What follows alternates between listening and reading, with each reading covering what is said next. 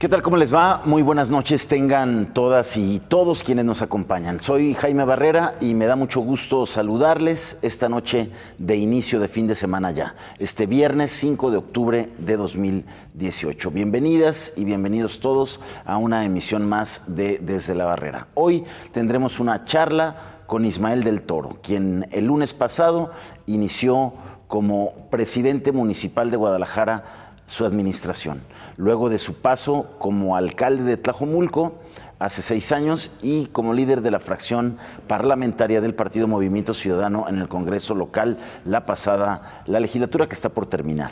Expresión que logró en la pasada legislatura, me refiero al Partido Movimiento Ciudadano, el ganar la mayoría por primera vez, luego de que siempre habían alternado el PRI y el PAN. Veamos una semblanza de nuestro invitado de esta noche.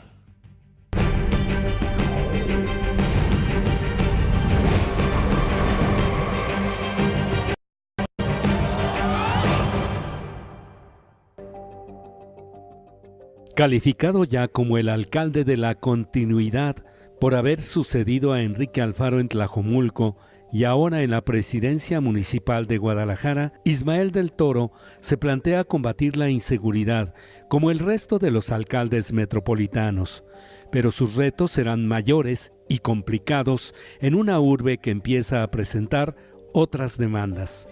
Ismael del Toro es abogado y tiene una maestría en Derecho Constitucional.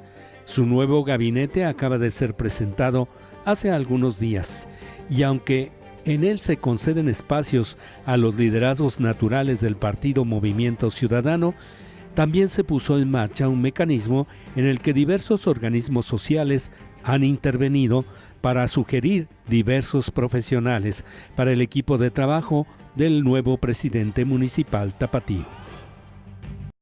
Bueno, pues efectivamente, sin duda, el tema de la seguridad deberá ser una de las prioridades del gobierno de Guadalajara y qué bueno que el futuro alcalde Ismael del Toro y sus regidores y los de oposición así lo compartan en sus agendas. De hecho, en su toma de posesión el domingo pasado, prometió destinar todos los esfuerzos y recursos posibles para combatir la delincuencia y la corrupción que la genera. Pero sin duda, otro de los claros mandatos de la ciudadanía expresados en los resultados de la pasada jornada electoral es el rechazo a los excesos, despilfarros y corruptelas en los gobiernos, así como la exigencia de autoridades austeras y transparentes. En ese sentido, lo primero que tendrían que cumplir los futuros regidores y regidoras tapatías es de presentar su declaración 3 de 3, misma que ninguno presentó en campaña. Será interesante ver también qué hace Guadalajara como capital del estado para poner la muestra al resto de los municipios para que Jalisco deje de estar entre las entidades con mayor nómina municipal, entre los que más dependencias municipales tienen o incluso más edificios para oficinas que el gobierno de la Ciudad de México, por ejemplo. Es claro que urge hacer una revisión de las estructuras administrativas de los ayuntamientos para reducir el gasto corriente e invertir más en la mejora de los servicios públicos, como es su obligación constitucional brindar a los ciudadanos. También habrá que ver qué planes tiene el nuevo gobierno de Guadalajara para atender el problema de la deuda y salir de la lista de los 10 municipios más endeudados y qué tan dispuestos están para ahora sí aprovechar las condiciones políticas para construir una verdadera visión metropolitana de gobierno. De todo ello platicaremos luego de una pausa con Ismael del Toro, nuevo presidente municipal de Guadalajara. Quédese con nosotros, regresamos.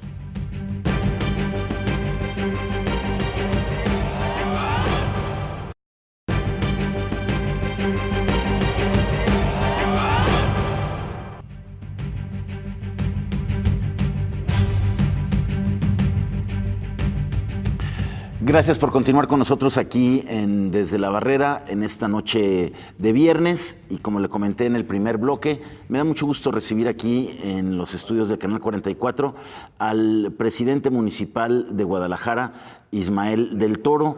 Alcalde, un gusto tenerte aquí. Muchas gracias, Jaime. Un gusto estar aquí contigo también. El lunes asumiste, estás por cumplir tu primera semana al frente de la presidencia de la capital jalisciense, la segunda ciudad en importancia del país, aunque se enojen los de Monterrey, ¿no? ¿Cómo te has sentido? La verdad es bien, por supuesto es un reto enorme que te llena de satisfacción, pero también te llena de responsabilidades y pues de compromisos de agenda. Pero me siento bien, la verdad es que creo que hay la conformación de un equipo muy bueno, la forma en la que estoy terminando ya esta semana de armar el gabinete de diferentes vertientes, una totalmente ciudadana como el Contralor, otras muy técnicas ayudados por una agenda con Jalisco Cómo Vamos y las universidades, y otra parte del gabinete que son gente que han crecido conmigo, que tiene experiencia, otros que también habían tenido ya experiencia en el gobierno de Enrique Alfaro. Entonces creo que esta forma me permite tener un muy buen equipo. El arranque también de la parte política, tengo que reconocer la voluntad y la disposición de los regidores de oposición, de los regidores que integran también la fracción de Movimiento Ciudadano. Entonces creo que la semana completa para mí tiene un saldo positivo para poder ya trabajar de cara en atender los temas que le interesan a los tapatíos. Es la segunda administración de esta fuerza política emergente de Movimiento Ciudadano. Eso da ventajas. Te preguntaría, ¿qué porcentaje de los funcionarios directivos se quedan del equipo que acompañó a Enrique Alfaro? Aunque sé que pues muchos están ya los presentó de hecho como parte del gabinete estatal. Sí, más bien fuimos conformando, incluso como estratégicamente, fuimos conformando un equipo que mezclara a gente que trabajó con nosotros desde Tlajomulco, gente que estuvo en la administración de Enrique Alfaro, no todos en el primer nivel, pero sí que ya conocen la agenda. Entonces, yo diría, si es en porcentaje genérico, debe de estar un 70% de hombres y mujeres que ya tienen conocimiento de la administración, pero además la propuesta de gobierno está orientada a darle continuidad para consolidar una agenda que tanto en infraestructura, en obra pública, en programas sociales o en orientación de algunas políticas públicas se le pueda dar continuidad para consolidar la agenda que ligue dos administraciones. Ahí está el reto, darle continuidad a las políticas públicas que han dado resultado sin dejar de imprimir un sello personal y las prioridades que desde tu visión consideras que hay que atender, ¿no? Sí, la autoridad municipal se hace muy dinámica porque pues obviamente la ciudad y las necesidades de los tapatíos también tienen ese mismo dinamismo. Entonces sí tenemos ya la proyección muy clara. Voy a poder aprovechar muy bien lo que se hizo en la pasada administración, ligándolo para sacar el potencial que tiene la ciudad en temas de promoción económica, en infraestructura, que una vez que ya estén entregadas las obras, pues se puedan montar sobre esas obras ya actividades, políticas públicas y que eso genere detonantes económicos.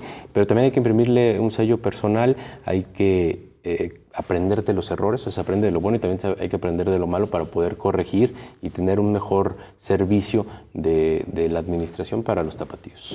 Hay que decirlo, una buena señal de apertura del nuevo alcalde de Guadalajara al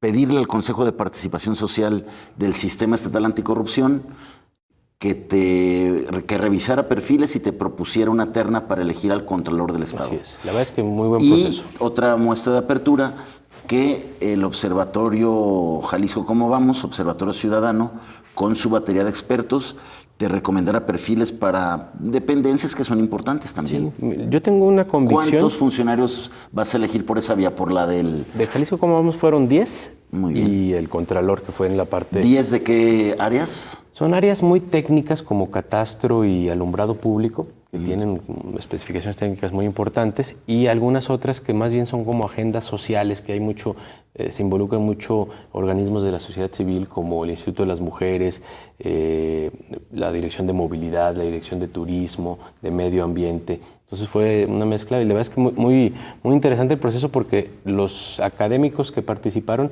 no solo se van a involucrar en haberme presentado a los mejores perfiles, sino van a seguir una ruta de revisión de las agendas, supervisión e involucrarse. Mi lógica es que esta administración se convierta en una administración que cogobierne con la sociedad, que haya un verdadero ejercicio de gobernanza, y creo que estos ejercicios están marcando una pauta muy importante. Y en el tema de combate a la corrupción, que sin duda está ahí en la agenda municipal, estatal y nacional, pues es una buena señal que no sea el contralor que tú llegaste a poner.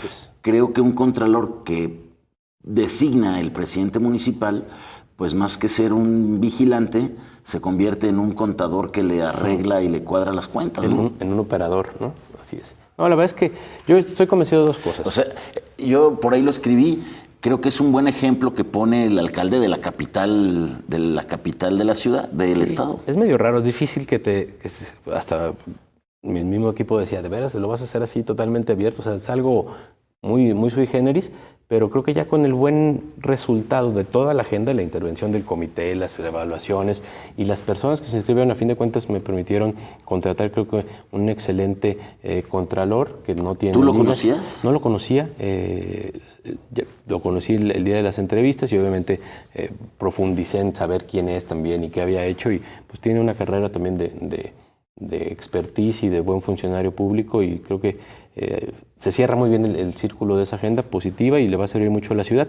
porque yo estoy convencido que lo que se tiene que regresar también a los tapatíos es la confianza en su autoridad. El tema de combatir corrupción, el tema de tener apertura e involucrar a los ciudadanos en todas las decisiones de gobierno va a generar confianza en la autoridad, y creo que eso es fundamental, porque también afuera en la sociedad necesitamos una autoridad que genere confianza para que nuevamente se reconcilie la ciudad. Vivimos un momento crítico en nuestra sociedad, ¿no? De fondo, falta de oportunidades, se manifestaron muy claro el rechazo y el hartazgo en la elección, entonces creo que es una doble responsabilidad el saber identificar el sentir de los tapatíos para tener una autoridad que les dé confianza, que les preste los servicios y que pueda resolver los grandes problemas que tiene Guadalajara. Se vuelve a repetir esta condición de que llegas a Guadalajara después del trabajo de Enrique Alfaro, como llegaste después del trabajo que hizo en Tlajomulco, porque para quienes nos ve y nos escucha, Ismael del Toro fue alcalde de Tlajomulco hace 6 años. Estos últimos 3 años coordinó a los diputados de MC en el Congreso, y ahora vuelves al lugar que deja Enrique Alfaro, pero con esta condición de que Alfaro será el gobernador de este estado, y que seguramente es algo que te propicia condiciones favorables. Sí, yo creo que el tener una agenda ya común y de continuidad de la ciudad, de los otros municipios metropolitanos, y con el nuevo gobierno del estado nos va a permitir cristalizar acciones que no dependen del gobierno municipal, como el tema de transporte público, movilidad, que podamos ligar la parte municipal, la parte del estado, y tener una ciudad que tenga mejores desplazamientos, mejor calidad de vida, y creo que nos vamos a complementar muy bien. Los 8 de los 9 municipios metropolitanos son de Movimiento Ciudadano, y tenemos una agenda que se puede cristalizar muy bien. Tú eres un asiduo tocante de la agenda metropolitana y de los pasos que ha dado, pero también de los pasos que se ha quedado sin dar, y creo que hoy tenemos esa enorme responsabilidad de consolidar una agenda metropolitana, de trascender ya a un mando policial metropolitano, el fortalecimiento del tema de seguridad y de algunos otros servicios que desde una óptica de visión metropolitana y de visión de mediano y largo plazo le van a ser de mucha utilidad para toda la ciudad, no solo para Guadalajara. Aquí tengo en el tintero el tema de la visión metropolitana, sin duda clave, ¿no?, para el futuro de la ciudad. Lo retomaremos más adelante también. Son múltiples los retos del ayuntamiento, pero tenemos que empezar por el prioritario, que tú lo dijiste el domingo pasado, ¿no?, que vas a tratar de destinar los mayores recursos posibles, y que vas a involucrar prácticamente a todos tus funcionarios en este tema tan delicado que es el de la seguridad y los niveles de violencia que hemos alcanzado como ciudad. Sí. Sin duda la prioridad y el reto número 1, no solo de todos los alcaldes que asumieron este lunes, que empezaron administraciones este lunes en los 125 municipios del estado, sino el reto del gobernador, el reto del presidente que va a asumir el 1 de diciembre. Eso es lo complicado.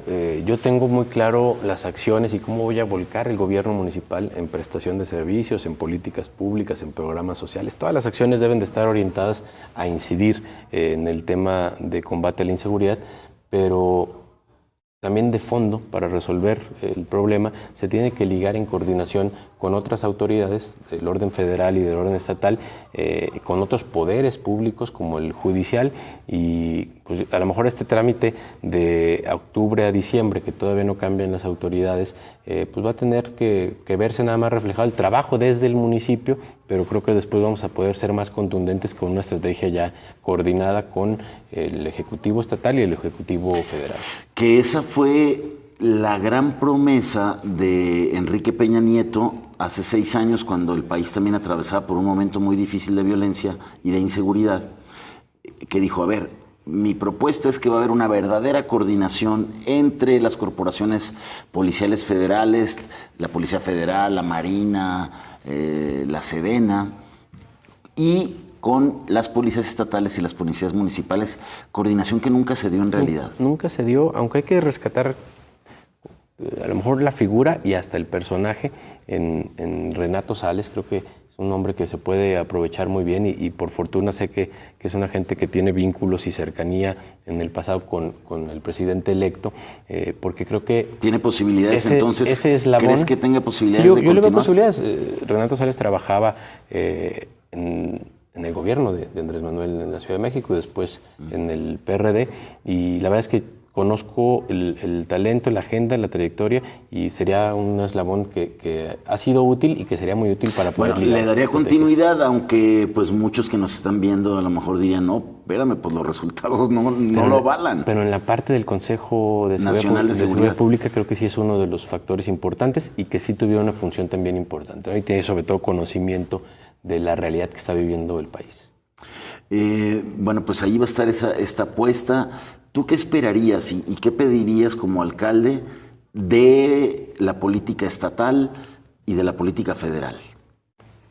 Pues hasta medida de la política en general, ¿no? Pues espero que entendamos todos que tenemos una altísima responsabilidad de dar resultados y que alejemos de la administración pública la política de las campañas. Creo que si nos sabemos coordinar... Creo que ese fue un punto de los que más desgastó a Enrique Alfaro. Sí. El tema de la seguridad creo que no dejó buenas cuentas. Y mira, él como ningún otro alcalde. Yo creo que cuando ya estás en la autoridad debes de tener bien claro cómo hasta puedes moldear tus agendas que estaban a lo mejor inicialmente en una propuesta por entender realmente el interés colectivo, poner las agendas de interés común, y pues yo lo estoy haciendo, por ejemplo, en el tema interno en el gobierno, con mucha apertura para con los regidores de oposición, para decirles, pues la agenda que traigan ustedes que sea positiva para la ciudad será también la agenda del presidente municipal, y confío, y es la expectativa, que eso se pueda lograr también en una coordinación municipio, estado y federación.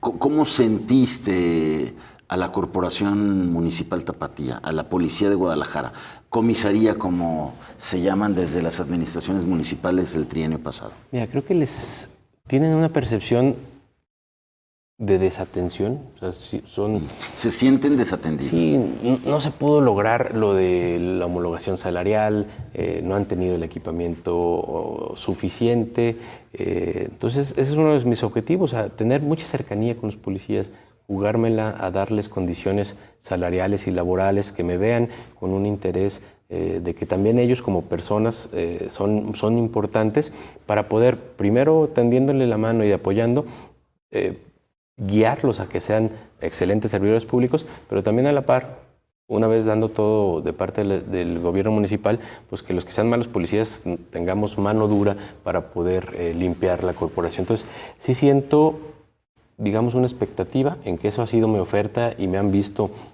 ya marcando la agenda en ese sentido, pero pues se tiene que cristalizar el homologar los salarios, el darles mejores condiciones. Creo que está cayendo con afinidad el comisario, estableciendo ya relación con los diferentes comandantes. Creo que vamos a poder armar una policía que pueda estar haciendo frente a la problemática de seguridad y que se pueda convertir al final en una policía que genere confianza en los tapatíos. Muy bien. Tengo que ir a una pausa, si me permites, presidente. Vamos a regresar a continuar con el tema de la seguridad. Le voy a preguntar al alcalde, y sirve que la va pensando, ¿Cuánto de su agenda, de su tiempo diario va a dedicar a la seguridad? Quédese con nosotros.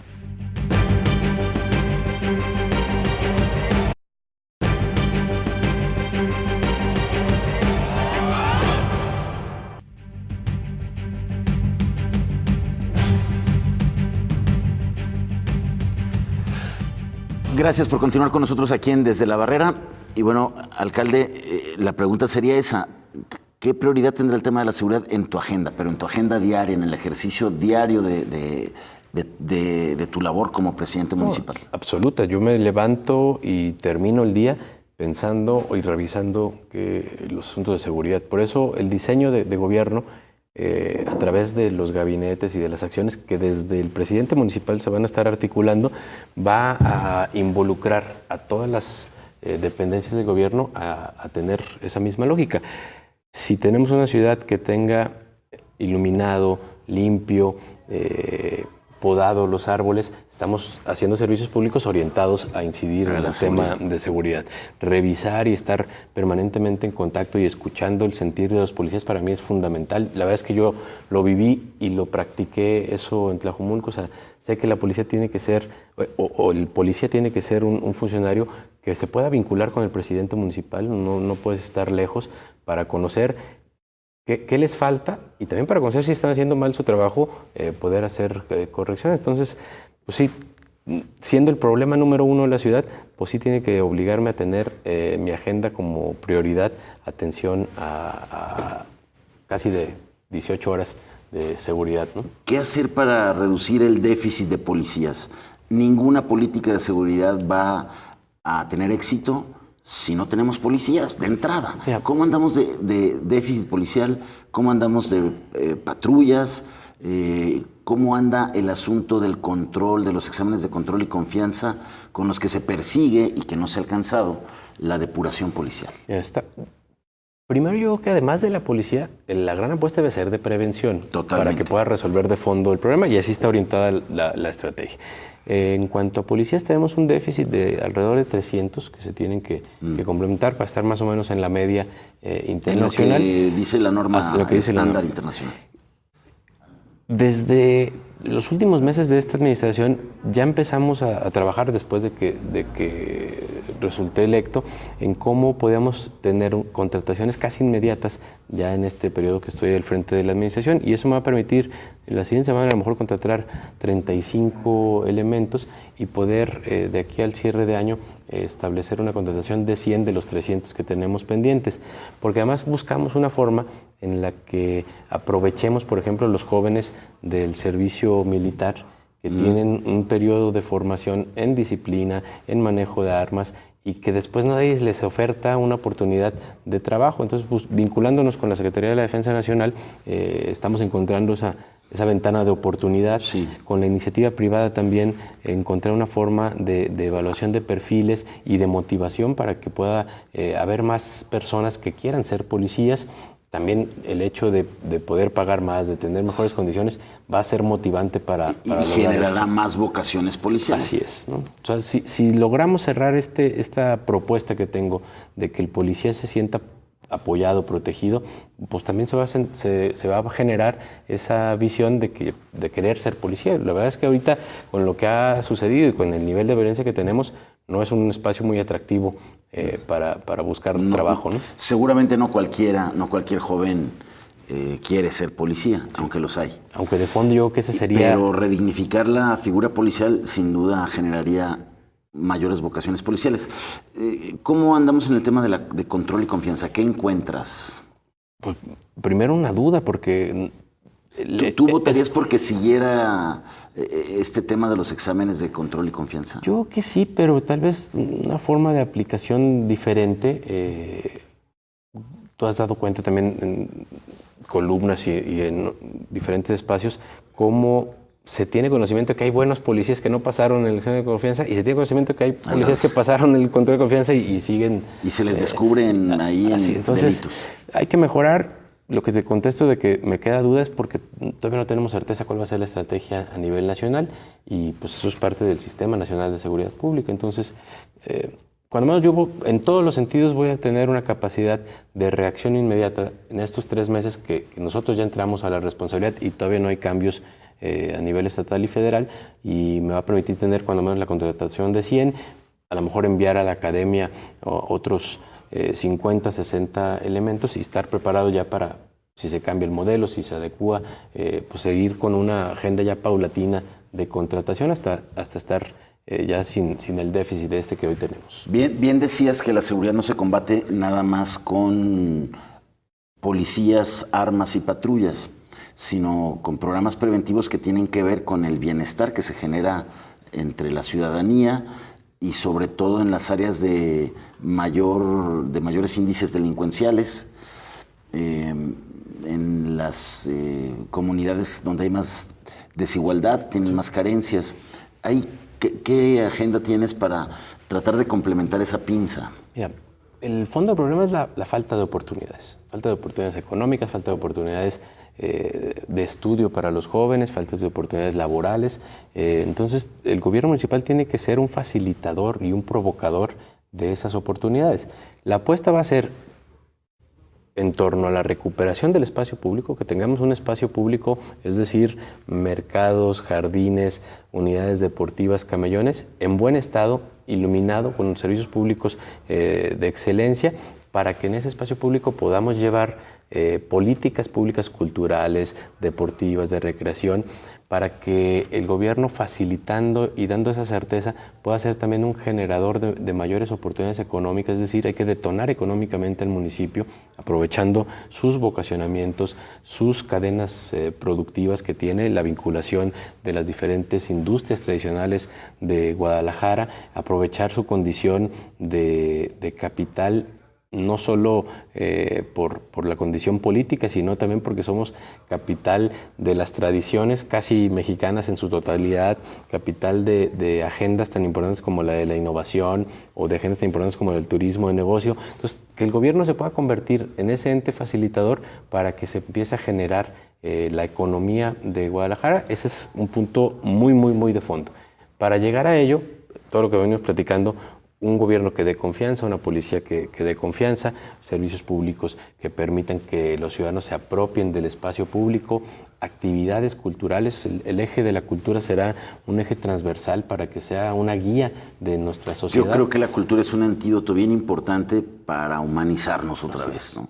Porque lo que estamos viendo en la ciudad de violencia, de criminalidad, es un tema de deshumanización. Sí, hoy lamentablemente la juventud está viendo, a lo mejor en ese empoderamiento ficticio que tienen los delincuentes, está viendo como su oportunidad de vida o es un espejismo como una apología de ese tipo de vida. Entonces, pues tenemos que ser corresponsables todos para cambiar esa lógica y que pues a lo mejor el deporte o la cultura o hasta una actividad como la de ser policía se pueda convertir otra vez en que los niños aspiren a hacer eso. Que el héroe es el policía, no el delincuente. ¿no? Entonces, sin duda. Estamos en ese momento de crisis, pero pues no puedes pretextar nada para hacer ya un parteaguas, un punto de quiebre y poner toda la orientación del vocacionamiento municipal y de las acciones del municipio orientadas a cambiar de fondo el problema que tenemos desde la raíz. Pues muchísima suerte en ese enorme reto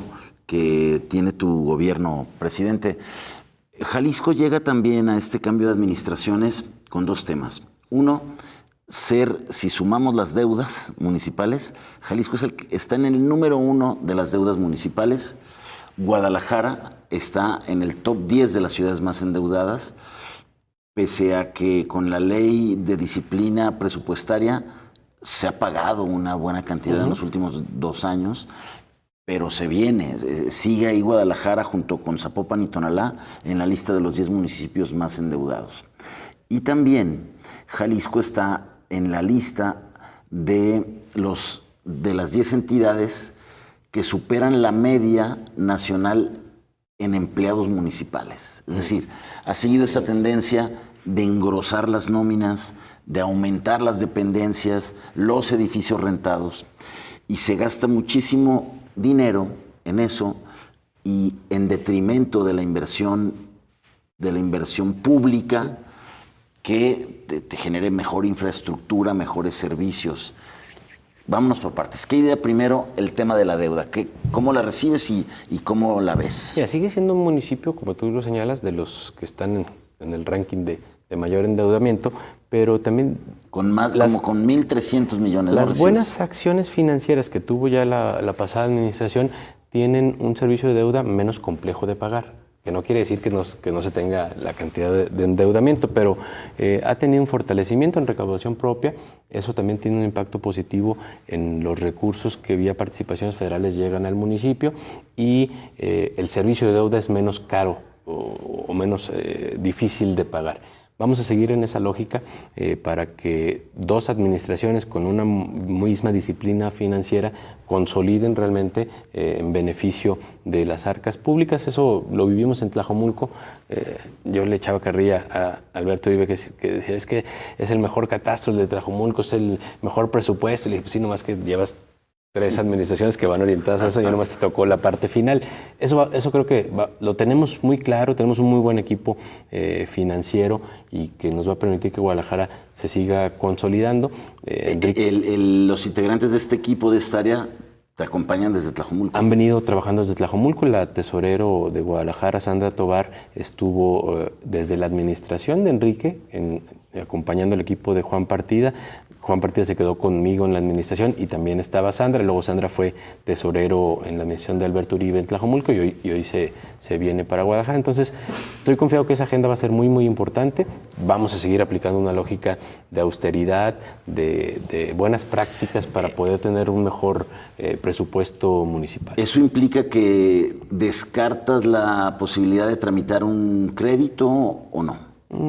Se tiene capacidad de créditos, a lo mejor si fuera necesario créditos de corto plazo, se puede pensar en una reestructuración de deudas, que se están haciendo los pasos adecuados para seguir en una lógica de saneamiento de las finanzas. No lo tengo todavía ahorita advertido como una necesidad, pero sí hay las condiciones. Ok. ¿Cuánto del presupuesto se destina al servicio de la deuda? Un porcentaje debe de ser como menos del 30% del pago de deuda. Muy bien. Y en el tema del gasto, ¿cómo ves? ¿Qué nómina encuentras? ¿De cuántos? No es una nómina abultada si consideramos la necesidad de la prestación de servicios. O sea, okay. Yo siempre he pensado, porque además con la experiencia ya de algunos cargos en la vida pública, que cuando llegas a una administración y piensas en correr a la gente, a fin de cuentas termina siendo en detrimento de los servicios. Entonces, estoy yo en un objetivo más de reorientación de la estructura administrativa, de eficientar el trabajo de la estructura administrativa y que, al final de cuentas, la plantilla laboral de Guadalajara sea evaluada por la prestación de servicio que damos y los resultados que damos. Porque luego también otro de los grandes problemas de Guadalajara y de Jalisco en general es la cantidad de dinero que está ahí en una bolsa de laudos por pagar, que va a ser un impacto para todas las entidades públicas de Jalisco muy, muy complejo. Entonces, yo tengo formación y vocación de abogado y pues he sido ya últimamente muy claro en cómo también cuidas las finanzas públicas, mejor con la gente que tienes ahí, poniéndolos a trabajar, motivándolos, llevándolos a ser buenos funcionarios públicos y no estar pensando en cambiar de personal, como reorientar o regresar a esa sensación, ese sentimiento de que el servicio público debe de ser algo que honre a los trabajadores. Entonces, en esa lógica me voy también a abocar, pero sí mi compromiso es buenas acciones financieras, buena gestión de recursos en la federación y en el estado, una recaudación que permita tener una base gravable más horizontal y también ejercicios y prácticas de austeridad que permitan seguir consolidando las finanzas de Guadalajara. Muy bien, presidente, tengo que ir a una pausa, si me permites. Vamos a regresar para profundizar en este tema de la asignación presupuestal en esta administración y para cerrar también con el tema de la visión metropolitana, preguntarle al presidente si esta vez iban a aprovechar las condiciones políticas para de verdad avanzar en una visión metropolitana. Quédese con nosotros.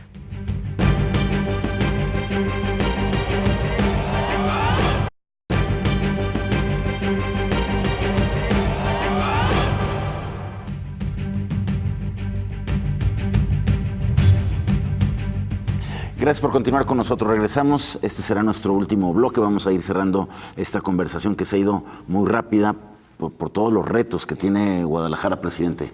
Así es. A ver, sigamos en el tema presupuestal.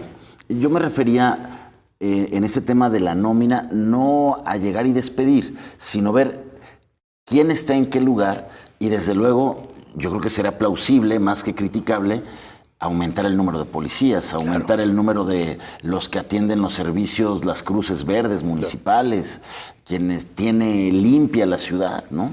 Pero, por ejemplo, si ya concesionaste el alumbrado público, uno esperaría que ese departamento se redujera a la mínima expresión. Un supervisor, tal vez. Que sí se puede reducir, pero entonces esos funcionarios públicos hay que reorientarlos a otro servicio público para que la ciudad tenga una prestación de servicios muy eficiente. Yo tengo un proyecto para que acerquemos el gobierno a diferentes zonas de la ciudad, que tengamos un gobierno muy de reacción inmediata a través de prestación de servicios, de vinculación con los organismos de vecinales o ciudadanos. Eso te lo agradecería enormemente el ciudadano, ¿no? El ciudadano que ve, se apagó la lámpara y hay una reacción veo que al otro día Bueno, eso es inédito, ¿eh? Entonces yo voy a orientar... El bache que pasé ahí tengo 2 semanas pasando y no lo arreglan. Sí. A la diferencia de, oye, salió el bache y ya lo están arreglando, se tapó la alcantarilla. Desde luego, ¿no? El ciudadano necesita ser escuchado, atendido. Entonces, pues vamos a buscar cómo acercamos el gobierno permanentemente, obviamente desde la cuestión personal de presidente municipal, pero también con funcionarios que me permitan estar atendiendo todas las diversas zonas de la ciudad, que estemos socializando las cosas. Creo que se necesita mucha comunicación para generar esa confianza que yo espero que se dé en el gobierno municipal, y para eso podemos aprovechar muy bien a los trabajadores. Se requiere platicarles. Yo por eso esta semana estuve visitando diferentes dependencias y voy a seguir en eso para pues imprimirle a la administración mi sentido o mi vocacionamiento de servicio público, jugármela con ellos, decirles, pues necesitamos salir a darle cuentas positivas a los tapatíos. Y la verdad es que he encontrado que tiene una plantilla laboral Guadalajara muy positiva. ¿De cuántos? ¿De cuántos hay? Son más de 10,000. ¿Cuántos son? Sí, son como 9,000 y cacho. No llegan a 10,000. No. De todo, tomando en cuenta todos, porque hay de tutti frutti ahí en los contratos, ¿no? Sí. Eso también habría que transparentarlo, sí, también luego debes de poner algo más homologado, ¿no?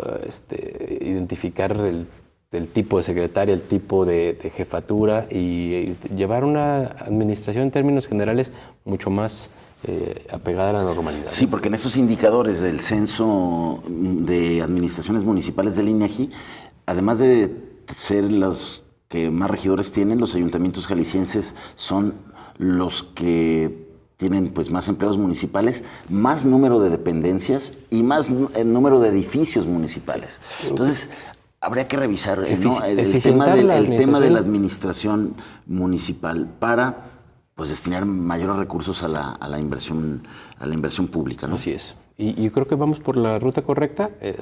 Es complejo, pero estoy confiado que sí lo podemos lograr. ¿Cuántos laudos debe Guadalajara? Llegaste y en tu departamento jurídico te dijeron, a ver, tenemos por pagar ¿cuántos? Fíjate que hay un muy buen ejercicio ya como de un semáforo. Obviamente se defiende hasta el final.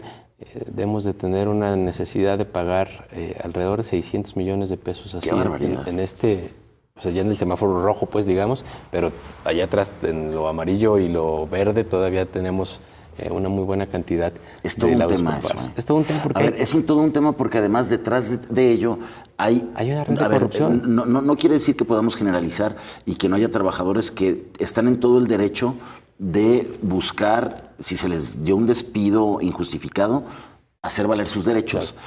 Pero me temo que un 80% o un 90% hay tramas de corrupción detrás. Sí.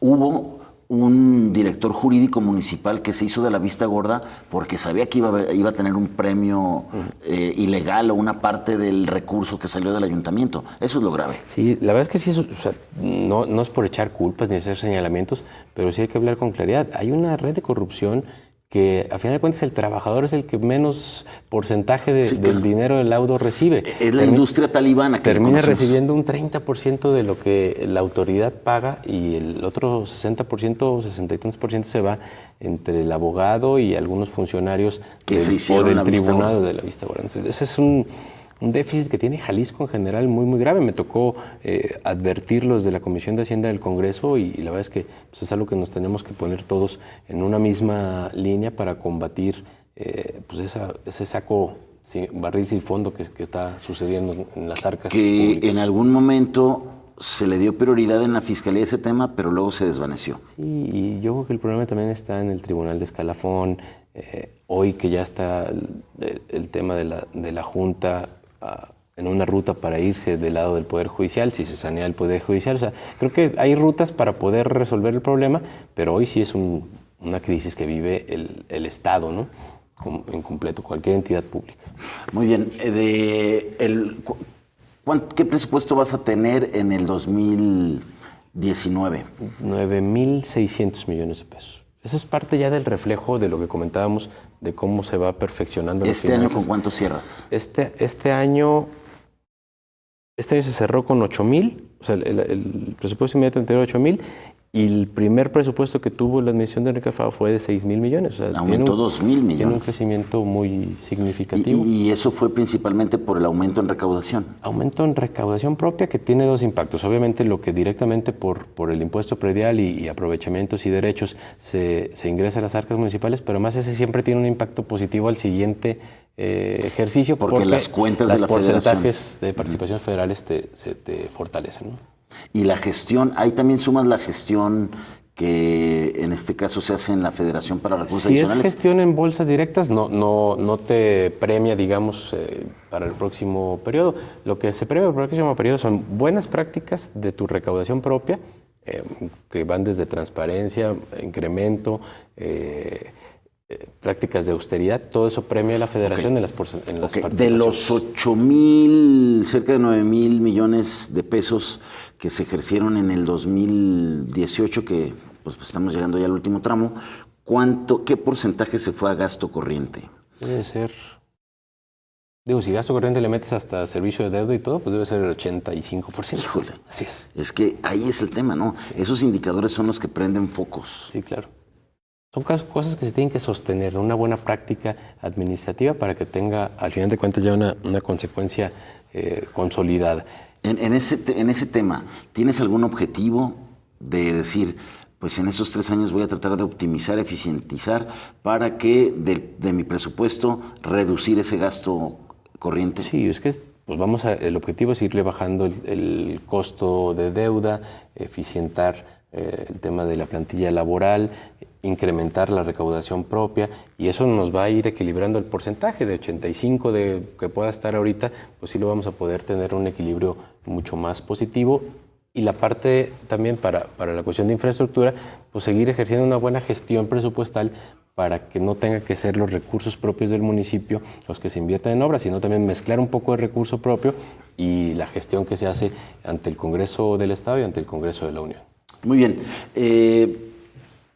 Para cerrar, el tema de la visión metropolitana, que ya la mencionabas tú al principio del programa, fundamental para el futuro de la ciudad, ¿no? Sí, claro. Recuerdo, por ejemplo, en el inicio de la administración de Enrique Alfaro, donde el discurso y la necesidad de la visión metropolitana la dijo desde el primer día. Sí. E incluso desde esa posición impulsó el que el IMEPLAN, ¿no?, que se creó en este sexenio, en el 2014, trabajar en el Plan de Ordenamiento Territorial Metropolitano, que tiene sus asegúnes, que se puede mejorar, pero que bueno, ahí está. Sí, creo que sí. Y sin embargo, creo que al igual que le pasó al PRI cuando dominó la zona metropolitana y la gobernatura estatal, al igual que le pasó al PAN cuando dominó la zona metropolitana con alcaldes y gobernador, creo que tu partido, el Partido Movimiento Ciudadano, tampoco aprovechó debidamente la hegemonía política que desde el 2015 tuvieron en la zona metropolitana. Hoy se mejora con la llegada de Enrique Alfaro a la gubernatura. ¿Crees que ahora sí se aproveche? Mira, además de la oportunidad de coincidir políticamente, creo que también aprovechar lo que ya sí se hizo bien en la agenda metropolitana, que es instrumentos de planeación, algunas autoridades ya metropolitanas, que si bien no son ya etapas conclusivas, pero sí ya tienes base para poder sobre eso establecer una agenda más consolidada. Yo estoy seguro que nos vamos a encaminar. De mi parte, voy a aprender de los errores cometidos en cabeza ajena, a lo mejor alejarte un poquito de los egos. Yo me acuerdo en otros momentos de los que tú señalabas que había presidentes municipales que decían que no podían entrarle a una agenda de seguridad metropolitana porque pues, un presidente sin su policía perdía todo el poder. Entonces, esas cuestiones de ego hay que hacerlas. Hay cuestiones de celo de poder. Así es. Que se escudan en el 115 constitucional, ¿no? Sí. Que dicen, no, es que a mí la ley me dice... A mí me tocó... Pues como parte del equipo... Debe de haber una voluntad de los presidentes municipales en esta mesa en la que se sientan de coordinación metropolitana, que seguramente te va a tocar presidir y que es la esfera decisiva del Instituto Metropolitano de Planeación, de ahí ceder espacios de poder, de exigirse en bien de una visión metropolitana que mejore servicios públicos y propicie un mejor desarrollo urbano. Y sí, sobre todo es eso, o sea, si la ciudad la pensamos en el entorno metropolitano, vamos a generar mejor calidad de vida por los desplazamientos, la movilidad, el crecimiento de la ciudad. Si se sigue pensando exclusivamente en el territorio municipal, pues no nos va a ajustar porque las deficiencias que tiene un municipio pueden ser complementadas y suplidas implementando políticas que vinculen y que tengan carácter metropolitano. Entonces, somos convencidos de ello y yo voy a poner toda mi voluntad, disposición y el pasito para atrás que se requiere de quitarnos de egos políticos para que la agenda metropolitana se pueda consolidar. Yo lo he dicho varias veces, creo que al IMEPLAN le hace falta dar un golpe de mando, ¿no? Para influir y persuadir de mejor forma a los alcaldes metropolitanos, ¿no? Estos 9 alcaldes metropolitanos que forman la mesa. Y bueno, pues lo bueno es que ya el próximo lunes vamos a tener aquí a Mario Silva para que nos platique cómo le va a hacer para jalarle las orejas a los alcaldes. Una persona muy positiva. Mario tiene, además de mucho conocimiento técnico y talento, también tiene el talento del trato y yo que es importante, sí, ¿no? Claro. Es un componente indispensable. Para gestionar. Así es. ¿Qué se tendría que hacer metropolitano la prioridad? También la seguridad, porque, bueno, hubo el intento de la Agencia Metropolitana de Seguridad que evidentemente no contribuyó en mucho. No, todavía no alcanzó a contribuir, pero sí contribuye como andamiaje institucional para dar el siguiente paso de crear ya una policía metropolitana. Yo diría que 2 cosas nos debemos de concentrar, en la policía metropolitana y en servicios públicos como la recolección de basura. La ciudad no tiene... Policía metropolitana, ¿qué te imaginas? ¿Cuál sería tu propuesta en la mesa metropolitana? Primero que sea una policía que tenga a los mejores elementos. Para no quedarnos como cuando los tiempos panistas, lo único que fue metropolitano era pintar las patrullas. No, tienes que tener una condición de escoger a los mejores elementos, de ser los que tengan un nivel salarial más alto, mayor capacitación. Pues en realidad la homologación salarial. Para que sea la policía que dentro de todo un sistema nacional y estatal sea la policía que pueda atender a la población, a la concentración de población mayor, que esa es la realidad que vivimos en la metrópoli. El problema de tener policías aisladas es que pues, los delincuentes están organizados y no conocen fronteras y tienen territorios que son intramunicipales y la policía pues, debe de tener una lógica de organización en ese mismo sentido. Sin duda. Decías policía, ¿y el otro servicio? Yo iría por buscar el tema de la basura porque la ciudad no tiene un terreno adecuado para los depósitos de los residuos finales. Necesitamos incorporar un esquema metropolitano que haga que un municipio que a lo mejor tiene menos recursos pueda aportar el terreno y los otros municipios que tienen más fluidez financiera le puedan ayudar a ese municipio Guadalajara junta su basura y se la lleva a otro municipio. Entonces ahí tiene que haber como un... Sí, creo que es fundamental porque además tenemos ya un horizonte de crítico de tiempo de que los vertederos ya no van a tener cabida, ¿no? Se nos quedaron un montón de temas en el tintero. Presidente, te esperamos pronto por aquí. Gusto. Te agradezco muchísimo el tiempo y el podido haber compartido con nuestra audiencia estos grandes retos que tiene Guadalajara y te deseo la mejor de las suertes en esta nueva misión. Muchas gracias, Jaime, y aprovecho para felicitarte al aire por tu cumpleaños. Gracias. Muchas gracias. Pero sobre todo gracias a usted por su compañía, que tenga un excelente fin de semana. Yo lo espero aquí el próximo lunes. Pásela muy bien.